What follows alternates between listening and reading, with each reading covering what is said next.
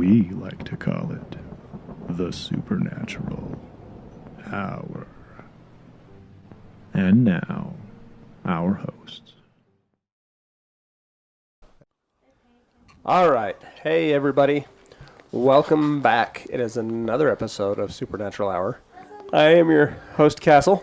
With us is Beaker. What's happening? Hey, Tim. So we do have Granny Cinnamon here, a.k.a. Deanne. And then we've got Silent Dawn. Hello. Who is... Definitely silent. What the hell happened? Okay.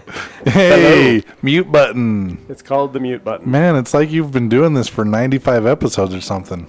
I know, right? Tim, Stone of the Week, what do you got for us? I'm mixing it up again a little bit because I was not going down my list of the top 5 anymore. This one popped in my head actually earlier today for some random reason, so I'm rolling with this one.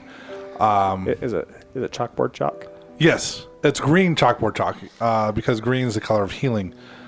So basically what you do with the green chalkboard chalk is you draw a circle on your forehead and then a smaller one in the middle of it, so it looks somewhat like a bullseye, and then you take your hand and you hit yourself in that bullseye and go, duh, chalk doesn't do anything. The actual stone of the week is citrine. I have citrine.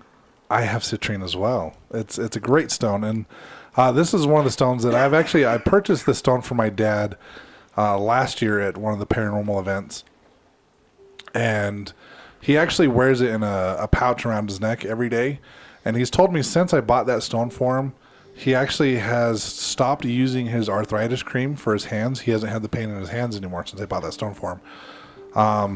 But some of the things that citrine does is it's the properties of wealth and abundance are some of its more known properties. It says if you're seeking abundance in financial or business ventures, this is a stone to aid in the manifestation. It also works in synergy with other crystals, so it can be beneficial to combine citrine with helidor, golden labradorite, or imperial topaz to increase the personal will. Even though all success in business or in life is the result of hard work, sometimes the hard work is difficult to muster up the fortitude for. So this stone helps kind of manifest that and get you that drive that you need to actually want to work hard to achieve the things that you want. Some of the other properties with citrine, it's linked to the creative process. Whether it's natural or heated, it is said to activate the imagination via the 2nd, 3rd, and 6th chakras. It enhances mental clarity and allows for the flow of ideas and visualization. You need more citrine. Apparently. Especially when used in meditation, the citrine property is very effective in strengthening mental output. You're right, I do need to use this. And establishing goals. Stones to use in addition to citrine to amplify creativity are zincite, orange calcite, and carnelian. So that is the stone of the week, citrine. All right, and for those who have not seen citrine, it's kind of an orangey color, and it's yellow. Yellowy orange. So actually, yellow. The orange. Mine's orange. Citrine is actually French for. It's derived from the French word for lemon, and most citrine is actually yellow to represent the sun, because it gives you the energy of the sun as well. It's yellow. If your citrine's orange, it's broken. It needs to be cleansed badly.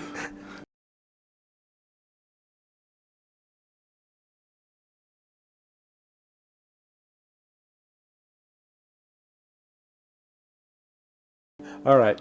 Deanne, recent investigations, what do we got? Actually, we've had 2 since we've podcasted last, and these are interesting. It's a family. We have visited everybody in the family at one point or another. And this kind of is based on years ago, probably 15, 20-ish years ago. Some of the teenage boys in this family were dabbling with some things that they ought not to be dabbling with. And it's kind of followed the family for years. And so we went to the mother's house for a second time. We've been before, but they had some problems come back. And it was interesting because we went in and, we were using the dowsing rods and using our, our instruments, the K2 meters, and we were speaking to the entities that were there. And we took a couple new investigators with us, and we broke up into 2 teams. One team was upstairs, one team was downstairs. Excuse me. And we already kind of knew what was there, but we wanted to give them the opportunity, to see how they worked. And when we went downstairs, you could feel that there was a type 3 back in one of the back rooms. And in this back room, it was a storage room, and there was a ton of boxes back there. And as far as activity, the homeowner didn't really have any activity per se. I mean, there wasn't anything moving, or every time she would go downstairs, she just felt a darkness. And you went downstairs and it definitely felt dark and heavy. And we went back into this room where we could feel where it felt the most dark. And there was boxes in there. And I heard a noise, and at first I thought it was the people upstairs because they were right in the bedroom right above us, talking to what was up there.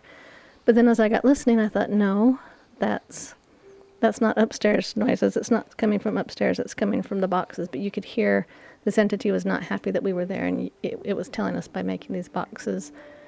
It wasn't creaking boxes. It was like tapping on the boxes. It was really interesting.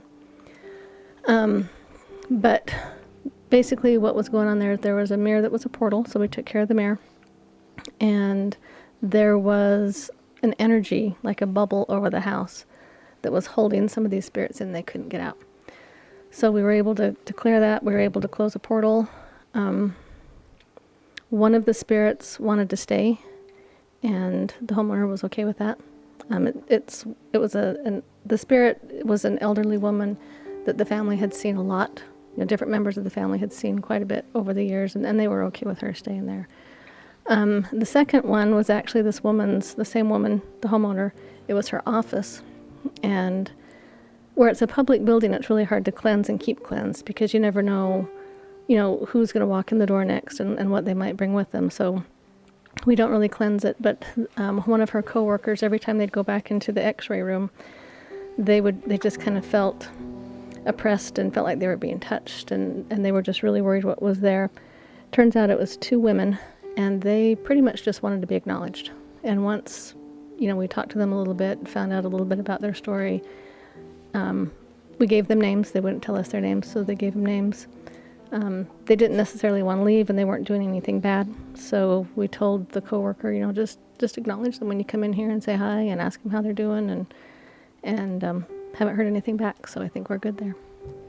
It's interesting. We've had a few investigations where really the spirits, if they're type 1s, if they're just acknowledged, that seems to quiet them down. Just walk in, hey, how you doing, what's up? And the activity seems to, the activity is almost as if they're trying to hey, look at me, I'm over here, I exist. What I find interesting about that first house that you did, I was actually there the first time that we investigated that house. And I know I haven't told Deanne what we found there. I don't know if any of the other investigators mentioned anything to you, but that same room that you were talking about, I picked up on a type 3 in that same room. Yep. Not the car room, but the one across the hall. Yeah, there was... Let's talk weird paranormal news before we get into our main topic. First story we have is, it's a sciencey story. We're going to talk science. Science! And stall for me, Tim. I've got papers to dig through. Stall. Okay, so this one day I was walking down the street and Good job, Tim. Taco I'm cart. back. Street taco carts are the best. They really are. Very, very professional covering of the air. Thank you, Tim. Okay, so this just in. Ghosts officially do not exist. There's a scientist named Brian Cox who works on the European Large Hadron Collider. Is that the name of a celebrity? Like an actor? Probably. I think Brian Cox is a fairly common name. Brian Cox, a scientist, has determined that ghosts do not exist because he figures the Large Hadron Collider would have stumbled across ghosts at this point if they existed. What the hell is that? The Large Hadron Collider? Yeah. What is that? Explain for stupid people like me. It's a great big monstrous It's an accelerator that's It's a multi-billion-dollar tunnel that goes in a circle where they like shoot atoms at other atoms, and they explode. And they record what happens when the atoms smash into each other and explode. Basically, it's where they come up with the Higgs boson. It's where they basically test a lot of quantum mechanics. It sounds like there's a tap dancing contest going on upstairs. Chupacabra. But the Large Hadron Collider is where they've been doing all this quantum science experimentation stuff. But this Brian Cox has basically said that ghosts don't exist because if so, the Large Hadron Collider would have figured them out by now, and it hasn't. And so therefore, ghosts do not exist. He went on basically saying that ghosts are energy, and energy dissipates by heat. And if ghosts existed, they would dissipate immediately, and he can't think of anything in our current physics that would account for ghosts existing. What's interesting is this Hadron Collider stationary? Yes. So wouldn't it be safe to say that it would be extremely easy for a ghost to avoid this thing? I think his point is that he's saying that the physics that they've determined from this thing make it not possible for there to be ghosts. Well, per physics, bees shouldn't fly and the moon is all wrong, so... Well, and that's kind of what I think is interesting, is because if you want to look at... And trust me, I'm all for science. I support science. I think science is fantastic. But I always laugh that you go back about 50 years and look at what scientists believed and look at what we know now and kind of go, those guys are morons. Like in the 1800s when they thought if you went over 35 miles per hour, your head would basically explode for going so fast. And tomatoes were poisonous. And flies were spawned from raw meat. That whole continental drift theory, that was way out there too. Earth was flat. There are people that still think the Earth is flat. There are people who think the Earth is flat. Look, there are people that are part of the Flat Earth Society that think the Earth is flat all around the globe. Like, that was an actual post from those people it's like, from the say Flat that Earth Society. again slowly. It was. I've seen it on Facebook and other places. It was actually posted by the Flat Earth Society saying that we have members all across the globe. Okay. Wow. Just saying. Kind of makes your head hurt. I love reading that. I wish we had a show that wasn't paranormal, but I love reading about the Flat Earth Society and the things they believe. It's awesome. All right. So, guest Neil deGrasse Tyson. Did I rub off on you there? Yes. He checked whether Professor Cox was really claiming that the particle accelerator had actually disproved the existence of supernatural spirits. He was quoted as saying, "If I understand what you just declared, you have just asserted that CERN, the European Center for Nuclear Research, disproved the existence of ghosts." He asked. "Yes," replied Professor Cox. So apparently Professor Cox has proved that there's no ghosts, so we can, this will be our final episode. There will be no 100th episode. Peace out, butterflies. We're done. Well, hold on a second. Now, I've just decided, since the name is now the Supernatural Hour, I think that encompasses more than just the paranormal, and we can branch out into cryptozoology, so we can talk about Sasquatch and Loch Ness Monster and El Chupacabra and other stuff like that. Because technically those all fall in the category of supernatural. All right, our second story is about a haunted mirror from the Titanic. Ooh. A mirror that once belonged to the captain of the Titanic and is said to be visited by the doomed man's spirit on the anniversary of the ill-fated ship's sinking will soon go up for auction in England. The eerie piece of history was reportedly given to Captain Edward John Smith's housekeeper. Her name is Ethelwyn, and it's like 15 letters in that name. Ethelwyn. Ethelwyn. Sounds like a character from Lord of the Rings. It was given to her following his death as both a memento of her former employer and as a means of payment for services rendered, since the man's untimely death presumably meant there's no way for her to get paid.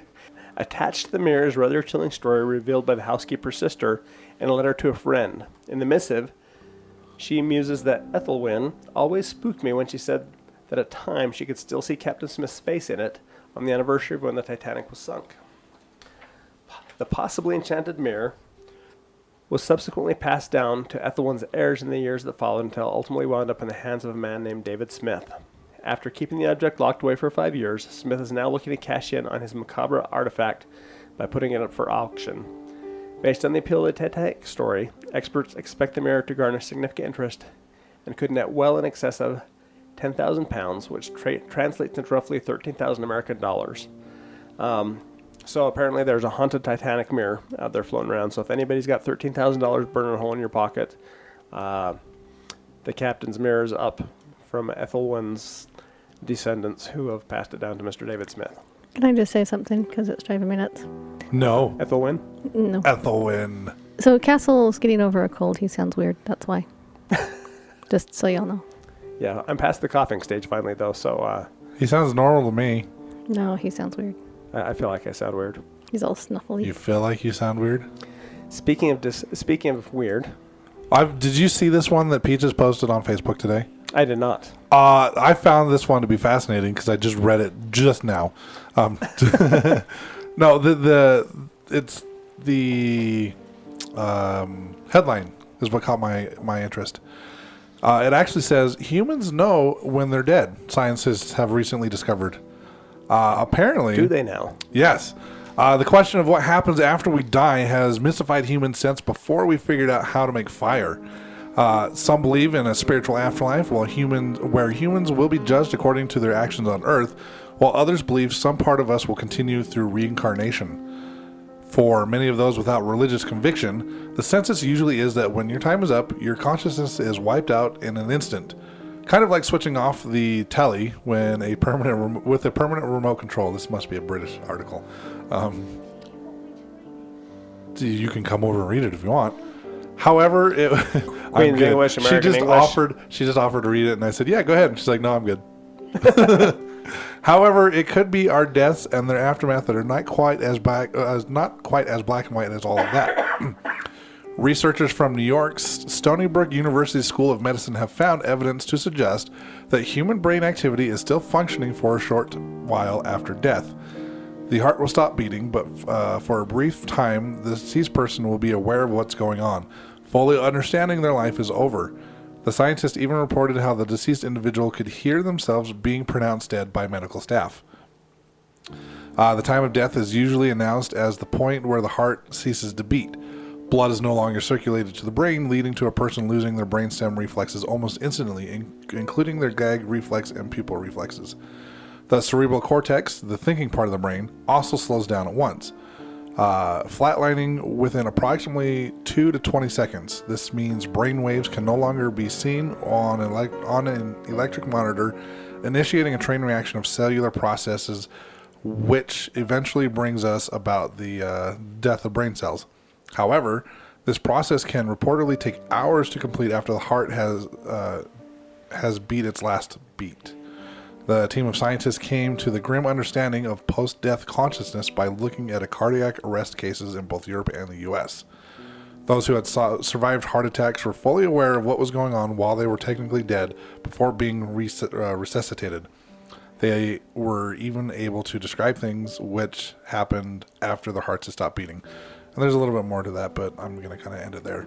But yeah, basically they're saying there's proof that when you die, you're fully aware of the fact that you're dead because your brain continues to work on afterwards. All I heard is that vampires are real.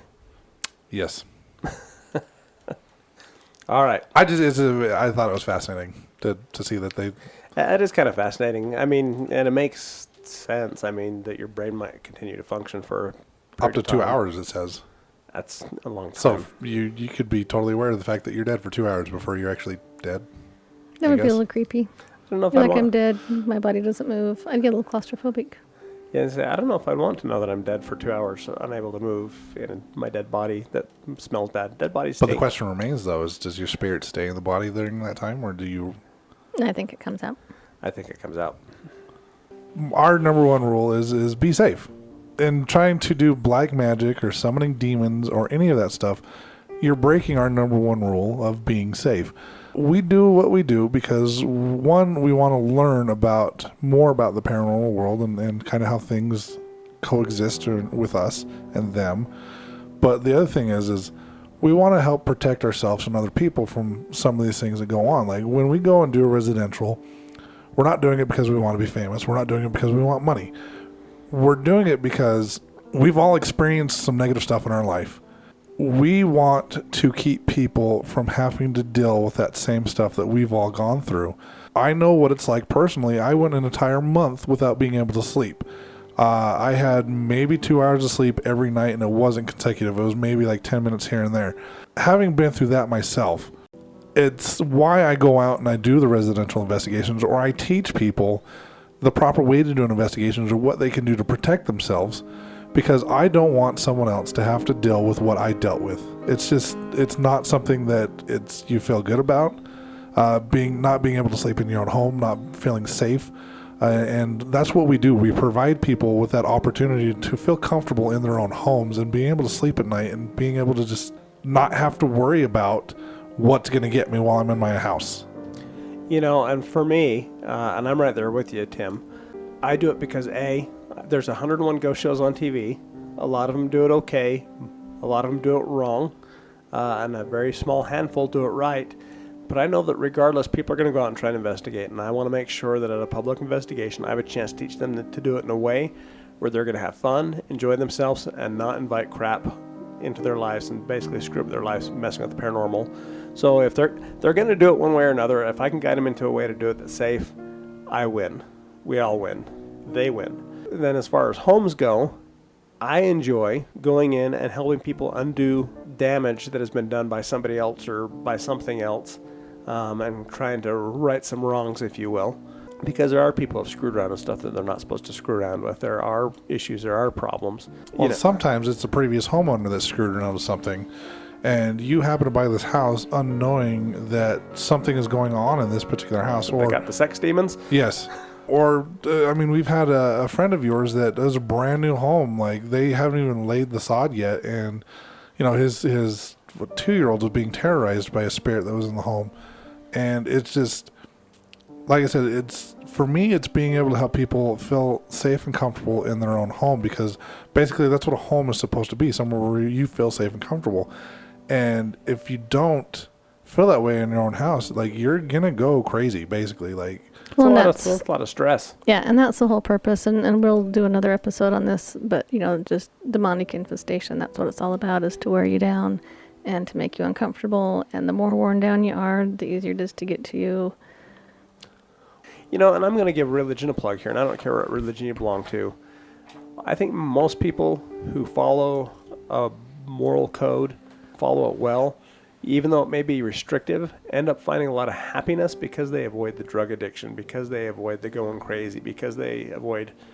Well, it kind of goes back to the, kind of that last thing we talked about before he went to trial was, you go to a point where you're uncomfortable, and then that becomes okay. And then you go beyond that. And even, read about serial killers like Ted Bundy, who, he said he was into porn, and he got to a certain point where the porn didn't do anything for him, and so he'd get deeper into it. And so I don't look at, like rules of religion and society so much as restrictive as just keeping you from spiraling downward. Yeah, I think whether they're religious rules or secular rules, the societal norms that people have pretty much agreed to as that's the way we're doing it, staying within those norms is safety. I'm going to throw in a metaphysical aspect on this. The way I like to look at things is through negative... Through your glasses? Through my glasses. No, through the means of energy, because we are all beings of energy. And you've got, obviously, your negative energy and your positive energy. And when you surround yourself with all sorts of things that create that positive energy, that positive influence in your life, whether or not you're religious, I don't care. It's bring that positive energy into your life. You're not going to want to focus on that negative energy. You're not going to want to focus on that negative stuff that's going to take you down that rabbit hole, that's going to make you do all this asinine, crazy stuff that's going to make you want to hurt yourself or hurt other people. What baffles me, and maybe this is because being empathic or being an energy healer or whatever it is, I don't understand, and I don't know that I want to understand why people take all these negative emotions and they hold on to them, and they want this in their lives all the time. Like, for me, I don't want to hold on to that shit. I want to bring the positive energy into my life and other people's lives, because there's just so much more joy and fulfillment that you can get out of life bringing this positive energy into your life and the life around the people around you. You're going to be a lot happier. You're going to be more, in my opinion, you're going to live a more successful, fulfilling life. Success is, obviously up for interpretation on whoever we're talking about, but in my opinion, being happy, being around good people, being around good friends, that's success. Not necessarily money-wise. Like, money, I agree with that. It can't buy happiness, but it sure does help. Never seen somebody sad on a jet ski. But yeah, well, give me a jet ski and I'll cry in a picture for you. But having that positive energy, you're gonna have so much more than you could possibly imagine than you could if you're holding on to these dark and negative, evil emotions or feelings. And it's, I mean, I've quoted this to the Peaches a lot lately, and we've talked about like things I need to work on personally, because I'm trying to develop and open my gifts more. George Lucas was onto something when he had Yoda say, fear leads to hate, hate leads to anger, anger leads to suffering, suffering leads to the dark side. It's true. Absolutely. Get rid of all that negative shit, focus on the positive, and you will be happy. I mean, it's easier said than done, but that's just kind of how I feel. Now that I'm off my soapbox, I'll let you guys talk some more. Nothing will make you more unhappy than sitting around griping about the situation. Not to get too far down the rabbit hole, even when I had cancer, my take on it was I was always in a good mood, and I always made fun of it because I couldn't control it, and so I could sit around and say, well, it was me, and cry myself a river, or I could just say, yeah, I got cancer, and just put a smile on my face and move forward and deal with it, and that's what I did, and I had cancer, and I dealt with it. Anyway, I think we're kind of getting too far down the rabbit hole with all this stuff. Hey, bring the positive. Get rid of the negative. Anyway, we've gone ahead and gone over our allotted time. It happens. So we need to wrap this episode up. I was just trying to be like all the other podcasts on the network. There you go. Anyway, everybody, thank you for tuning in. We appreciate you guys sticking with us. Other than that, have a great night. Until next time. Peace out, butterflies. Good night. Spray those damn butterflies with Raid. You've been listening to the Supernatural Hour at AdvancedParanormal.com. The Supernatural Hour is part of the Radio Ronin network, found at RadioRonin.com. Copyright by Advanced Paranormal Services.